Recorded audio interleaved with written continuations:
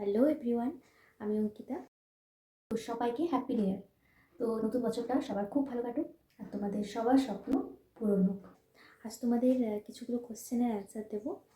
তোমরা অনেক বোনরা আমাকে কিছুগুলো কোশ্চেন করেছো, তো সেগুলোর অ্যান্সার দেবো। তো আজ কী কোশ্চেনের অ্যান্সার দেবো? প্রথম হচ্ছে, একজন বোন আমাকে কোশ্চেন করেছে যে এনএমের কোর্স চলাকালীন কি স্টুডেন্টসরা ফেল হয়, আর আমি ফিজিক্যাল সায়েন্সে এন্ট্রান্স পরীক্ষার সময় কী বই পড়তাম, আর হচ্ছে এনএমদের নাইট ডিউটি সম্বন্ধে বলবো, আর ছুটি সম্বন্ধে কোর্স চলাকালীন, আর বলবো আমার ক্যাটাগরি কী, মানে আমি জেনারেল না, আমার কোনো ইডাব্লিউএস ছিল না, আমি অন্য কোনো ক্যাটাগরি। তো চলো স্টার্ট করা যাক আজকের ভিডিও।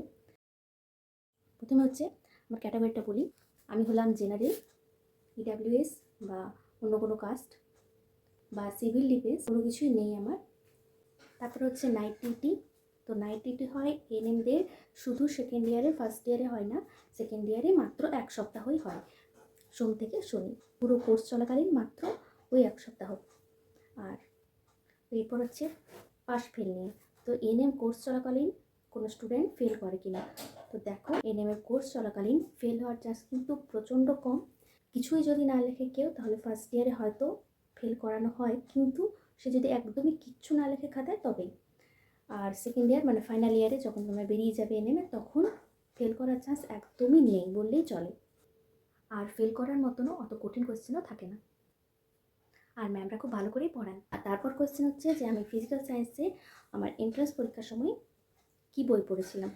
তো ক্লাস 10-এর আমার একটা টেক্সট বই ছিল, ওইটাই পড়েছি, আর তার সাথে মক টেস্ট দিয়েছি, আর হচ্ছে কোশ্চেন অ্যান্সারে কিছুগুলো বই কিনেছিলাম, তপতি পাবলিকেশন এগুলো। তো এরপর আসি এনএম কোর্স চলাকালীন ছুটি নিয়ে। তো একজন বোন আমার কমেন্ট করেছিল যে এনএমের কোর্স চলাকালীন ছুটি, গভর্নমেন্ট ছুটিগুলো কি পাওয়া যায়? তো হ্যাঁ, গভর্নমেন্ট ছুটি যেগুলো সেগুলো পাওয়া যায়। আর তাছাড়া তোমাদের কিছু এক্সট্রা এল থাকে, যেগুলো তোমরা ফার্স্ট ইয়ার এবং সেকেন্ড ইয়ারে আলাদা আলাদা থাকে। যেমন ফার্স্ট ইয়ারে হয়তো 28টার মতন এল থাকে, আর সেকেন্ড ইয়ারে 21টা এরকম।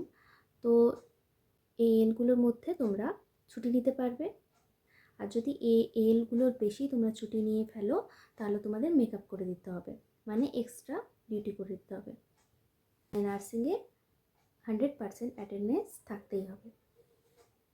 একটা কোশ্চেন ছিল যে জয়েনিং আমাদের হয়েছে না কোন ব্যাচের হয়েছে। তো আমাদের আগের ব্যাচের জয়েনিং হয়েছে 2022 না 24 ব্যাচের, আর আমাদের ব্যাচটা হচ্ছে 2023 টু 2025। তো আমাদের নেক্সট যখন জয়েনিং হবে সেটা আমাদেরই হবে। তো আজকের ভিডিওটা এটুকুই ছিল। আর যদি কিছু অ্যান্সার তোমাদের জানার থাকে, তাহলে তোমরা আমাকে কমেন্ট করো। টাটা।